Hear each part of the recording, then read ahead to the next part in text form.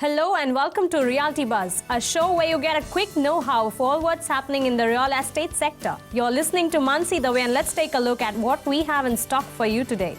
To start with, Sweden is keen to build smart cities in India via PPP mode. Sweden, which has expertise in urban planning, power, sustainable transport and waste management, sees business opportunities with Indian partners. Let's take a look at it in detail. Sweden is keen on partnering with Indian companies to build smart cities through the public-private partnership mode in states like Karnataka, Telangana, Maharashtra and Uttar Pradesh. Early signing of a pending memorandum of understanding on urban development framework between the two countries is expected to facilitate for collaboration. There are 150 Swedish companies in India and the number is growing. A considerable part of them are in the field of urban development under the umbrella of smart cities. Stating the cities cannot be turned smart overnight, Hagman said that cities in Sweden way back in 1900s were heavily polluted. It took 50 to 60 years to clean them through use of laws and new technology. The initiative is important. The leadership of a politician is important. It takes 7 to 15 years, it does not matter. It is the direction that matters. Indian government plans to develop 100 smart cities by 2022. In the budget, Finance Ministry had allocated rupees 7,060 crore for developing these smart cities. The next news on board says Pimpri-Chinchwad will not be included in Smart Cities plan. Pimpri-Chinchwad, which received the Best City Award from the Urban Development Ministry a few years ago, has not found a place in the Smart Cities program. The Union government will develop 100 cities across the country under the Smart Cities program. Union Minister Venkaiah Naidu has said the city cannot be included in the first phase of the project. He said the inclusion of the Pimpri-Chinchwad can be considered in the phase 2 of the program if there is quantitative improvement in the city. BJP's Rajya Sabha MP from Pimpri, Amar Sable, said Pimpri-Chinchwad will not be included in the first phase of the Smart Cities program. Well, the union government has started a new project titled Amrit Scheme, under which it will fund individual projects. There is no cost limit for such projects and therefore bigger projects can be implemented under the scheme. The Pimpri-Chinchwad Municipal Corporation can get funds from its projects under this scheme. Various parts of Pimpri-Chinchwad have been affected by the Dehu Road Ammunition Depot and Digi Magazine Depot red zones, as it restricts construction in these areas. The civic body also cannot provide amenities to the affected residences who have demanded reduction in the red zone limits. The civic body also cannot provide amenities to the affected residents who have demanded reduction in the red zone limits. Well, the next news is with regards to the unauthorized construction. CIDCO initiates police actions against unauthorized constructions in Navi Mumbai. CIDCO has issued a total of 401 notices. 155 of them are in the area, while 246 of them are in the NMMC area. The action being taken is against violations outside the 200-meter Gautan areas, as extending the deadlines for regularizations for PAP structures from May 2007 to 2012. And is still awaited. The complaints are a first step to the police filing FIRs and initiating the process of investigation. CIDCO has also written letters to the NMMC to terminate the water supply and sewerage connection to unauthorized premises, and also asked its engineering department to tighten the noose against properties identified as unauthorized in its jurisdiction. With political leaders cutting across party line expecting a discussion on the issue, the authorities would wait for taking action regarding violation in the extended Gautan areas. The next news comes all the way from Tiruchi. Tiruchi Airport has a huge expansion project plan. The formal sanction for the project had been received from the government, and once completed, the annual passenger handling capacity at the airport would go up. The plan is a 200 crore expansion project for Tiruchi Airport. The annual passenger handling capacity at the airport would go up to 12 lakh. Airport Director BCH Negi inaugurated additional seating facility for 150 passenger at the departure terminal and better facilities in the security check area. The departure and arrival terminals at the international airport are to be expanded. The additional seats had been provided to ease congestion during the peak hours. Negi said a new canteen would be commissioned at the airport.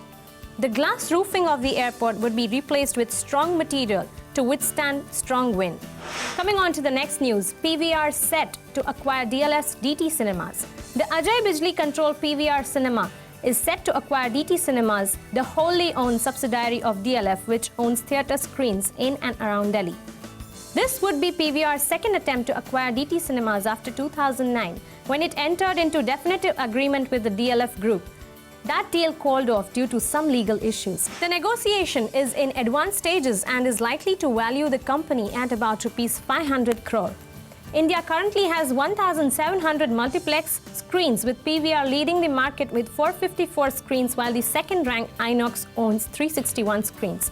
DT Cinemas currently operates 29 screens in National Capital Region of Delhi and Chandigarh. It will ramp up its operations to 39 screens by 2016. It is one of the significant players in the Delhi and NCR, with 18 screens in Delhi, 8 in Gurgaon and another 3 in Chandigarh. DLF Group and PVR Cinemas have agreed to broad terms of the transaction. The acquirer and seller are likely to approach the Competition Commission of India for the principal approval, as PVR Cinemas is the market leader. Coming on to the next news, the Supreme Court has shut the door on more claims for farmers for greater compensation in land acquisition cases, similar to those in Noida and Greater Noida, stating that the order enhancing compensation for Noida farmers would not be treated as a precedent. In its ruling, a bench comprising Chief Justice of India, H.L. Dattu, and Justice A.K. Sikri and Arun Mishra said the Supreme Court's decision to affirm the Allahabad High Court order enhancing additional compensation by 64.7% and also entitlement to land up to 10% of developed land subject to a cap of 2,500 square meters in 61 villages won't be treated as a precedent, as it was passed in peculiar circumstances. The ruling comes at a time when real estate companies are facing increased demand for higher compensation from former landowners. The Allahabad High Court had in its order dismissed claims for higher compensation from farmers in 6 villages, namely Chaura, Sadatpur, Sultanpur, Alveridipur, Sadarpur, Nithari and Khoda. It had directed the authorities to return land in 3 villages of Yusufpurchak, Shaberi, Asdullapur and Devalla, as these had not been developed yet. In cases of land involving 61 other villages including Patwari, Pargana and Abadi, the court had upheld increase in additional compensation. This will translate into crores of rupees in terms of additional compensation to the Noida and Greater Noida authorities, which will in turn transfer the cost to the flat owners of at least 11 developers. Seen in this context, the top court's order may be an attempt not to interfere with compensation awarded in cases where third-party rights have already been created. This was one major ground that the High Court had cited for not quashing the acquisition of 61 villages of Noida and Greater Noida in Dadri Tehsil of Gautam Budh Nagar, UP. The High Court upheld a majority of these acquisitions with greater compensation and land entitlement in October 2011, even though it found merit in the farmers' plea that the authorities were wrong in invoking the emergency clause to acquire the land. The next story says Mumbai builders seek changes in rent rules amid slowdown in property markets. They are now seeking to rent out their unsold flats as service apartments to earn some money during the current slowdown in the market. Builders, amid the struggle to sell their luxury apartments due to poor demand, have now approached the Maharashtra government seeking changes in the leave and license agreement rules in a desperate bid to clear inventories. However, no formal proposal has come from the builder in this regard, but if they come up with some concrete proposal, the housing department may consider it. It is very difficult for a middle-income group person to buy a flat in Mumbai. There are currently 5 lakh luxury homes unsold in the city. When these flats are not sold, builders are unable to repay banks and other financiers their loan amount. The prices of unsold homes in Mumbai run into crores of rupees, forcing people to opt for homes in neighboring areas like Thane, Navi Mumbai and Vasai Virar. Thus, the builders have come up with a new way to make some money now and repay their debts. For instance, if the cost of an apartment is Rs 2 crore, they will give it on a monthly rent of Rs 30,000. The builder will start a full-fledged service provider agency for these apartments, where all the needs of the person who has taken the flat on rent will be taken care of by the builder. Services like requisite furniture, cleanliness, maintenance of the apartments, water and parking facilities will be provided by the builder to the residents. So that is all for this episode of Realty Buzz. We will be back with more on this. Till then, goodbye, take care and keep watching Spin TV.